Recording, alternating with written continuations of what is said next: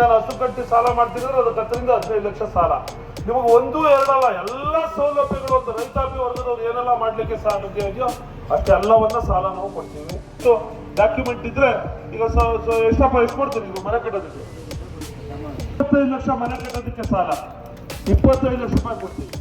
Mortgage loan bank, ಅದರಿಂದ ಎಲ್ಲರೂ ಹೆಚ್ಚಾಗಿ ಅಕೌಂಟ್ ಓಪನ್ ಮಾಡಬೇಕು, ಡಿಪಾಸಿಟ್ ಇಕ್ಬೇಕು. ನಿಮ್ಮ ಡಿಪಾಸಿಟ್ಗೆ ಅತಿ ಹೆಚ್ಚು ಹಣ ಕೊಡ್ತಕ್ಕಂಥ ಬ್ಯಾಂಕ್ ಯಾವ್ದಾದ್ರು ಇದ್ರೆ ಅದು BDCC ಬ್ಯಾಂಕ್. ಎಷ್ಟು ಕೊಡ್ತಾ ಇದ್ರೆ ಬೇಗ 8.10% ನಾವು ನಿಮಗೆ ನೀವು ಇರ್ತಕ್ಕಂಥ ಹಣದ ಮೇಲೆ ಬಡ್ಡಿಯನ್ನ ಕೊಡ್ತಾ ಇದ್ದೀವಿ. ನೀವು ನ್ಯಾಷನಲೈಸ್ ಬ್ಯಾಂಕು, ಕಮರ್ಷಿಯಲ್ ಬ್ಯಾಂಕು, ಯಾವುದೇ ಬ್ಯಾಂಕ್ ಹೋಗಿ ಬನ್ನಿ, ಅವ್ರು ಯಾರು ಅಷ್ಟು ಕೊಡ್ಲಿಕ್ಕೆ.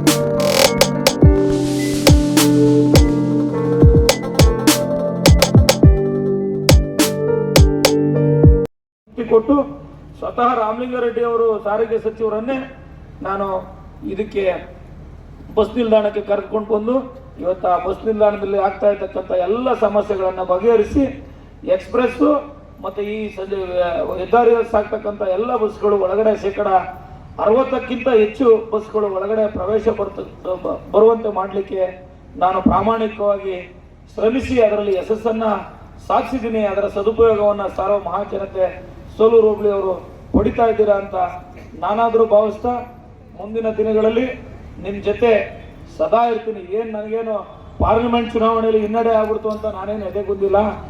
ಜನ ಪಾರ್ಲಿಮೆಂಟ್ ಚುನಾವಣೆಗೆ ಒಂದು ರೀತಿ ದೃಷ್ಟಿಕೋನದಿಂದ ಮತ ಹಾಕ್ತಾರೆ, ಅಸೆಂಬ್ಲಿ ಚುನಾವಣೆಗೆ ಮತ ಚಲಾಯಿಸಬೇಕಾದ್ರೆ ಅವ್ರ ದೃಷ್ಟಿಕೋನ ಬೇರೆ ಇರುತ್ತೆ, ಗ್ರಾಮ ಪಂಚಾಯತಿಗೆ ಹಾಕೋ ದೃಷ್ಟಿಕೋನ ಬೇರೆ ಇರುತ್ತೆ, ಜಿಲ್ಲಾ ಪಂಚಾಯತಿ ತಾಲೂಕ್ ಪಂಚಾಯತಿಲಿ ಚುನಾವಣೆ ಮಾಡೋಕ್ಕೆ ಮತ ಚಲಾಯಿಸ್ತಕ್ಕಂಥ ದೃಷ್ಟಿಕೋನನೇ ಬೇರೆ ಇರುತ್ತೆ. ಯಾಕಂದರೆ ಮತದಾರರು ಭಾಳ ಬುದ್ಧಿವಂತರು, ಅವ್ರ ದೃಷ್ಟಿಕೋನ ಬೇರೆ ಬೇರೆ ರೀತಿ ಇರುತ್ತೆ. ಹಾಗಾಗಿ 4 ವರ್ಷಗಳ ಕಾಲ ನಿಮ್ಮ ಜೊತೆಯಲ್ಲಿ ಇರ್ತೀನಿ, ನಿಮ್ಮ ಸೇವೆ ಮಾಡ್ತೀನಿ.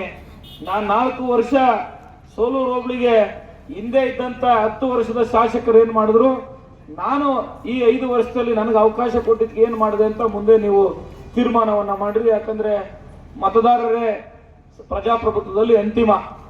ಹಾಗಾಗಿ ನೀವೇನು ಆಶೀರ್ವಾದ ಕೊಡ್ತೀರಾ ಅದನ್ನು ನಾವು ಸ್ವೀಕರಿಸಲಿಕ್ಕೆ ಸಿದ್ಧ ಇದ್ದೀವಿ ಅಂತ ಹೇಳಿ, ಇದರ ಜೊತೆಗೆ ಸೋಲೂರು ಹೋಬಳಿಯಲ್ಲಿ ಪೊಲೀಸ್ ಠಾಣೆ ಇಲ್ಲದೆ ಇರತಕ್ಕಂಥದ್ದನ್ನು ನನಗೆ ಹಲವಾರು ನಾಗರಿಕರು, ನಮ್ಮ ಮುಖಂಡರು ಗಮನಕ್ಕೆ ತಂದಾಗ ಕುದೂರ್ಗೆ ಹೋಗಬೇಕು, ಕುದೂರು ದೂರ ಆಗ್ತದೆ, ಈ ಭಾಗದ ಎಷ್ಟೋ ಮೋಟ್ಕನಹಳ್ಳಿ ಇವತ್ತು ತಾವರೆಕೆರೆ ಪೊಲೀಸ್ ಸ್ಟೇಷನಲ್ಲಿದೆ, ಅವೆಲ್ಲ ಸಮಸ್ಯೆಯನ್ನು ಮನಗಂಡು ನಾನು ರವಿಯಣ್ಣ ಇಬ್ಬರು ಮಾತನಾಡಿ ಅದನ್ನು ಸಹ ಅಧಿವೇಶನದಲ್ಲಿ ಪ್ರಸ್ತಾಪ ಮಾಡಿ ಹೋಮ್ ಮಿನಿಸ್ಟರ್ ಅವರಿಂದ, ಪರಮೇಶ್ವರ್ ಸಾಹೇಬ್ರವರಿಂದ ಅಧಿವೇಶನದಲ್ಲೇ ಅದಕ್ಕೆ ಮಂಜೂರು ಮಾಡಿಕೊಡ್ತೀವಿ ಅನ್ನತಕ್ಕಂಥ ಒಂದು ಭರವಸೆಯನ್ನು ನಾವು ತೆಗೆದುಕೊಂಡಿದ್ದೀವಿ.